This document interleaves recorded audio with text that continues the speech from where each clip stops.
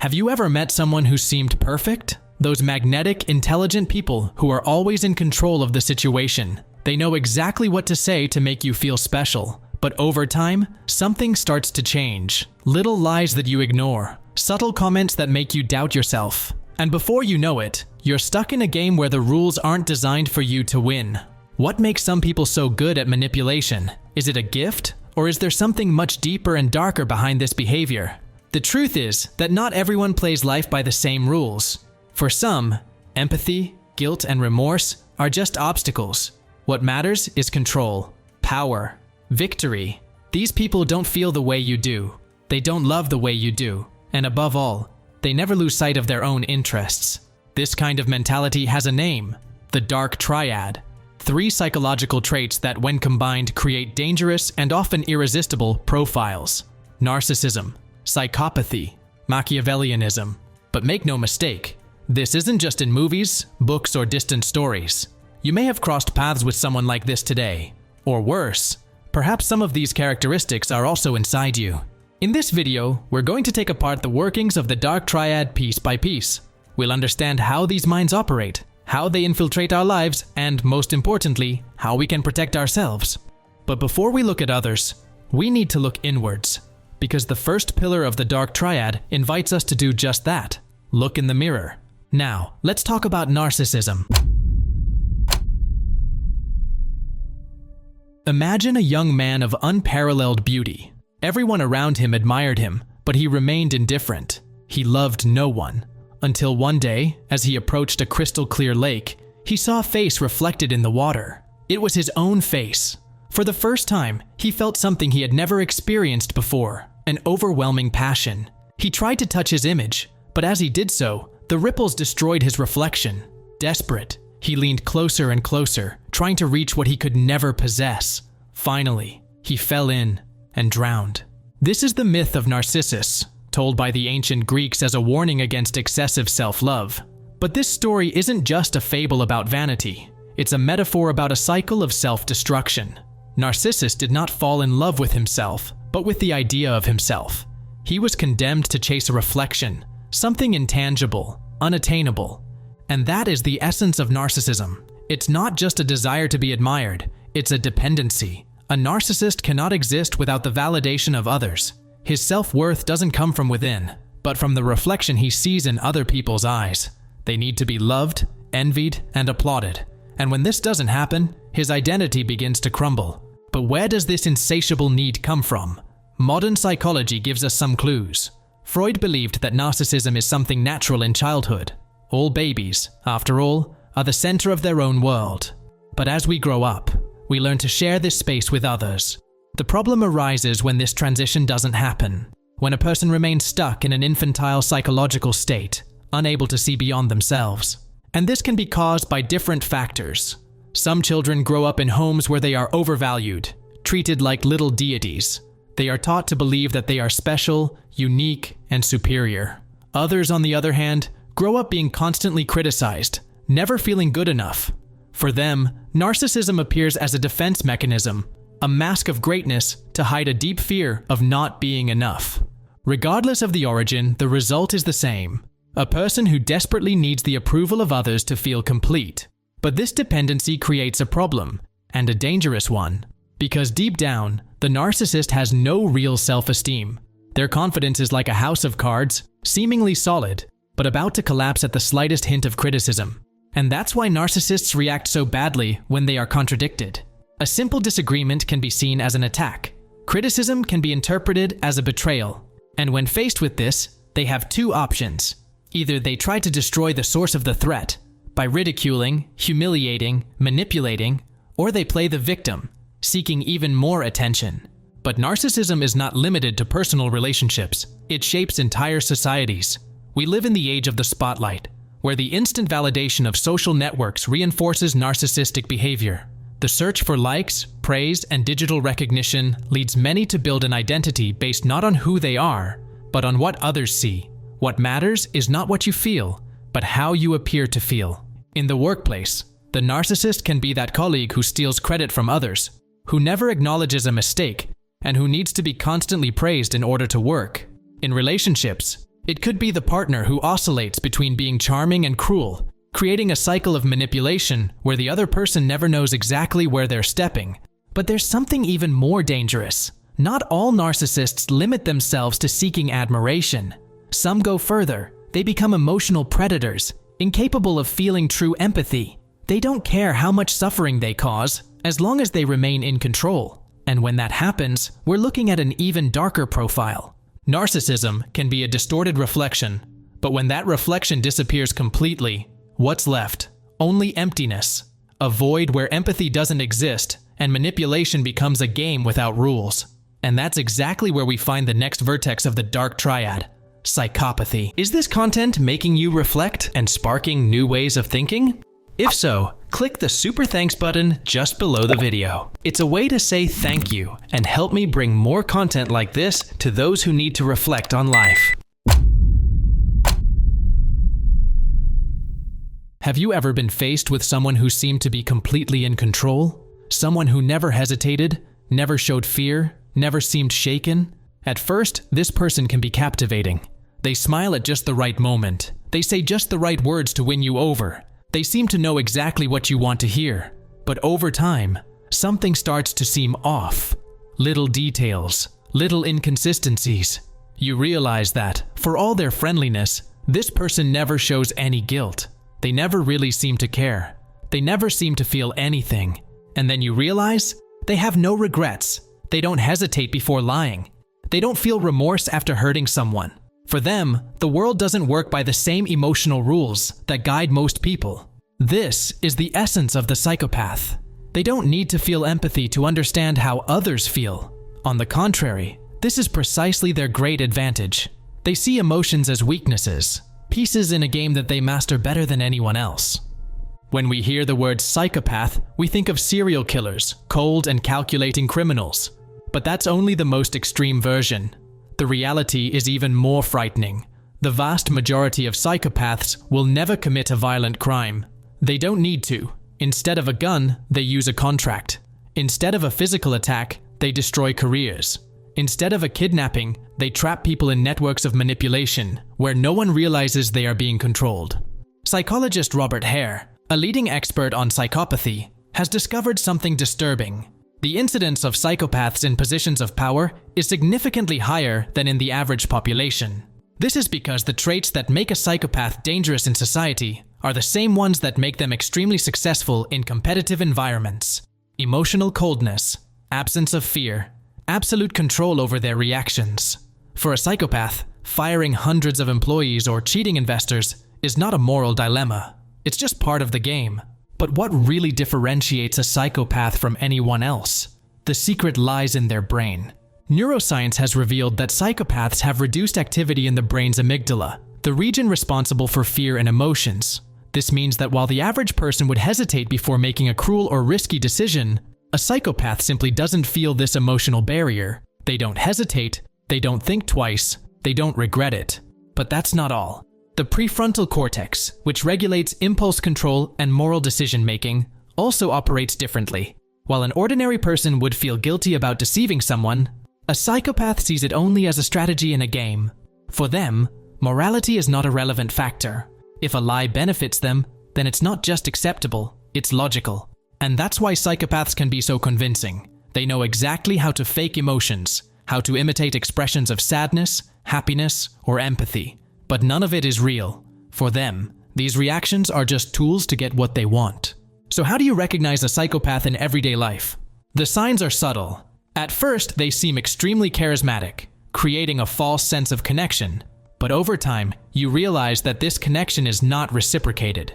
They show no real concern for others, only a strategic interest. They also feel no guilt. If they hurt someone, they show no remorse. In fact, they may even justify their own behavior, claiming that the victim deserved it, or that it's all part of the game of life. And perhaps most frightening, they never feel fear. Psychopaths can put themselves in extremely risky situations without hesitation because their biology simply doesn't alert them to danger like it does with other people. But there's something even more disturbing. A pure psychopath is dangerous in itself, but when this trait is combined with another characteristic, it becomes even more lethal: Because while the psychopath operates without emotion, there is another profile that perfectly understands the emotions of others and uses them to control and manipulate. This combination creates a true master of the social game, and that's exactly what we're going to explore now: Machiavellianism. Nothing he does seems suspicious. He doesn't raise his voice, he doesn't threaten, he doesn't have to force anything. On the contrary, he seems to be the perfect ally, the person who is always in the right place at the right time with the right words. But there's one detail you may never have noticed. When something goes wrong, he never suffers the consequences. That's not luck, it's calculation. If the psychopath acts without emotion, and the narcissist incessantly seeks to be admired, the Machiavellian operates differently. They don't need to be the center of attention. They don't need the approval of others. All he needs is one thing: control. This is the true master of manipulation. He understands the fears, desires, and insecurities of the people around him and uses them to his advantage. He makes allies, but only as long as they are useful. He praises, but only when he needs something in return. And above all, he makes the people around him believe that they are making decisions on their own, when, in fact, they are just following the script he has written. But where does this mentality come from? How can someone turn manipulation into a way of life? The answer can be found in a book written over 500 years ago, The Prince by Nicholas Machiavelli.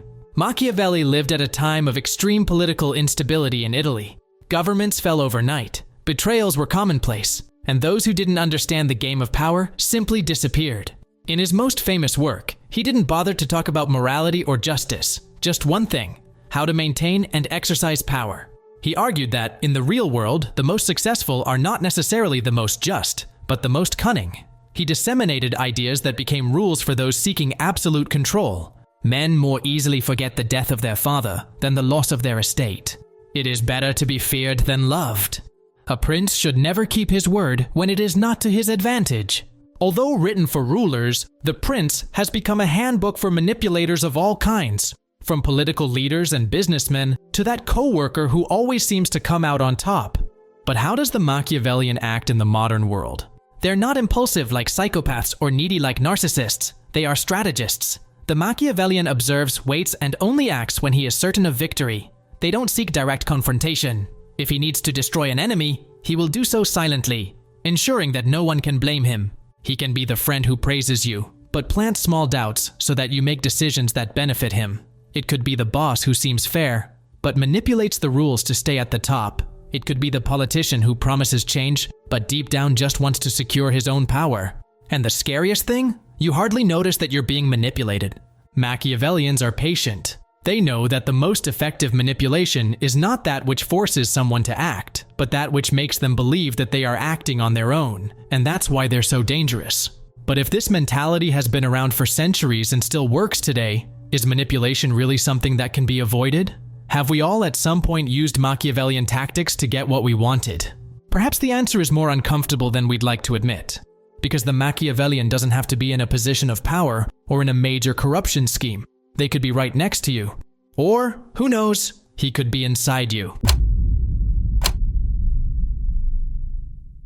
In 2003, a man called Bernie Madoff was one of the most respected investors in the United States.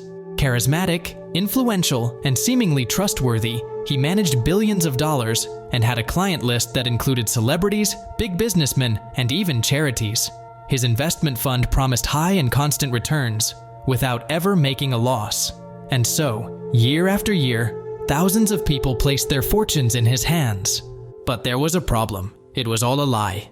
Madoff didn't invest a penny of his clients' money. He operated the biggest financial pyramid scheme in history, stealing from some to pay others, maintaining the illusion that his fund was infallible. For decades, he fooled Wall Street, regulators, and even the smartest people in the financial market. But when his scheme collapsed, the loss was estimated at more than $65 billion. Thousands of victims lost everything. Some committed suicide, others never recovered financially. How does someone manage to fool so many people for so long? The answer lies in the dark triad. Madoff wasn't just an ordinary scammer. He combined the three traits that define the dark triad masterfully. Narcissism made him believe that he was untouchable, that his scam would never be discovered. Psychopathy allowed him to destroy lives without feeling any remorse. and Machiavellianism made him a master of manipulation, knowing exactly how to seduce, deceive, and divert suspicion. This is the true strength of the Dark Triad.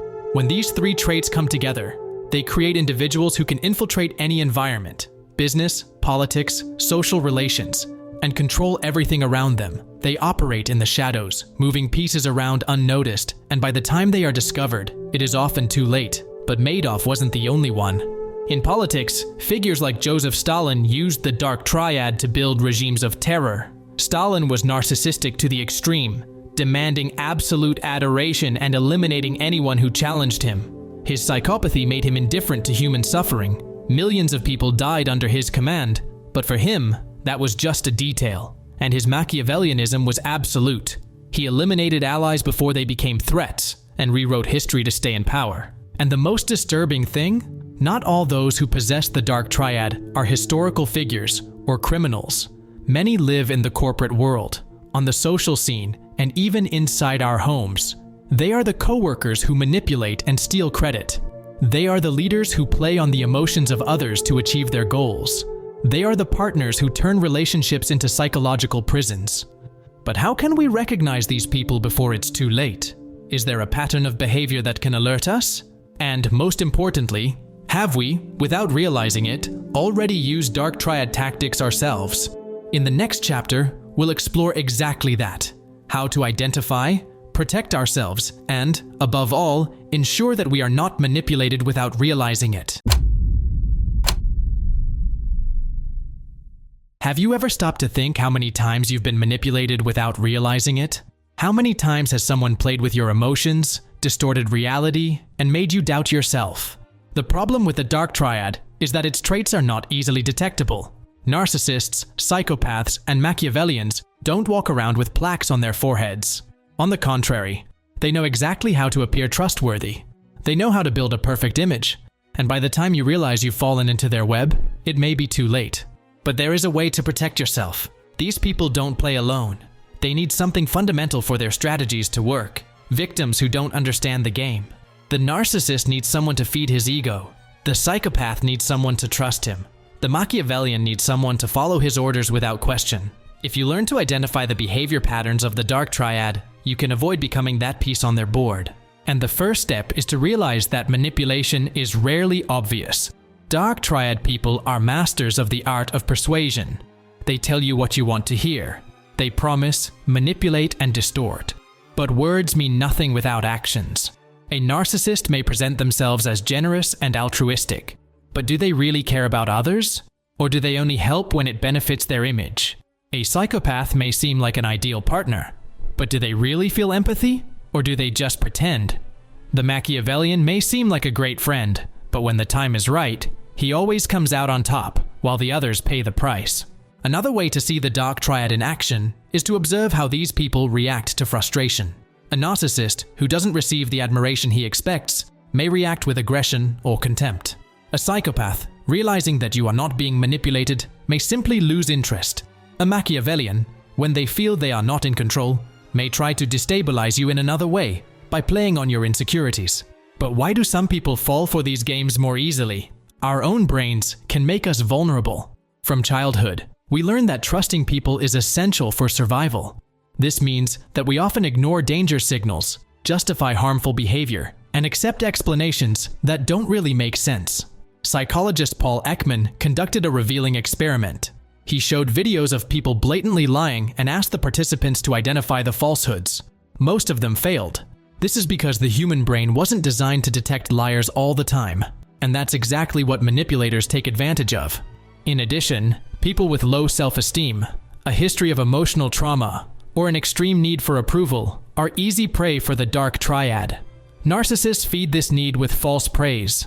Psychopaths exploit emotional fragility. Machiavellians turn insecurities into tools of control. But there is an antidote, and it all starts with self-awareness.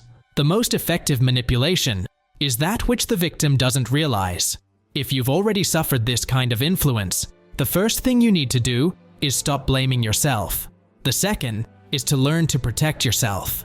Dark Triad manipulators often use tactics such as gaslighting, making you doubt your own perception, reverse guilt, making you feel bad about something you didn't do, and social isolation, keeping you away from people who could open your eyes.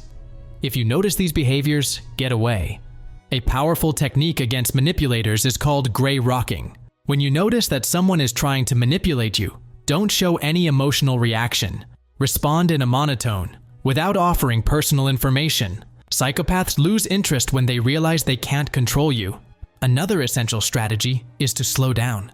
Psychopaths and Machiavellians take advantage of impulsivity. If someone pressures you to make a quick decision, stop. Assess the situation calmly. Manipulators hate it when their victims think too much. And, perhaps most importantly, strengthen your support network. Dark Triad manipulators try to distance you from anyone who can open your eyes. Maintain healthy relationships, ask for outside opinions, and trust the intuition of those who know you well. But here comes the most uncomfortable question. Have you used some of these tactics without realizing it? Have you ever manipulated someone to get what you wanted? Have you ever ignored someone else's pain for your own benefit? Because at the end of the day, the Dark Triad isn't just a set of traits we find in others. It's a mirror of what, if we're not careful, we can also become. If there's one thing this video has shown us, it's that the world isn't just ruled by good intentions. Since ancient times, power has always belonged to those who knew how to manipulate it best, to those who understood human weaknesses and used them to control the game. The Dark Triad is not an anomaly. It is present in every society, in every era, in every human relationship. But if that's true, then are we doomed to live surrounded by manipulation? Is our only choice to be predator or prey? The answer is no, because there is something that differentiates those who fall into this game from those who learn to get out of it: self-knowledge. Those who really know themselves don't let themselves be controlled. Those who understand their own weaknesses are not easily manipulated. And above all, those who recognize their own shadows don't need to resort to manipulation in order to feel in control. Because the most uncomfortable truth of all is that the Dark Triad is not just in others. It can also be within us. And in the end, the only difference between those who manipulate and those who don't isn't lack of opportunity. It's choice. The choice between using others' weaknesses or helping to strengthen them. Between exploiting emotions or respecting them. Between seeing people as pieces in a game or as human beings as complex as ourselves. And this choice is made every day in the small details, in the way we deal with others, in the way we seek power, in the honesty we have, or fail to have, with ourselves. So, after everything you've learned here, the final question isn't about others. The final question is, what choice are you going to make? And remember, knowledge is the path to true freedom. Count on me and follow the White Rabbit.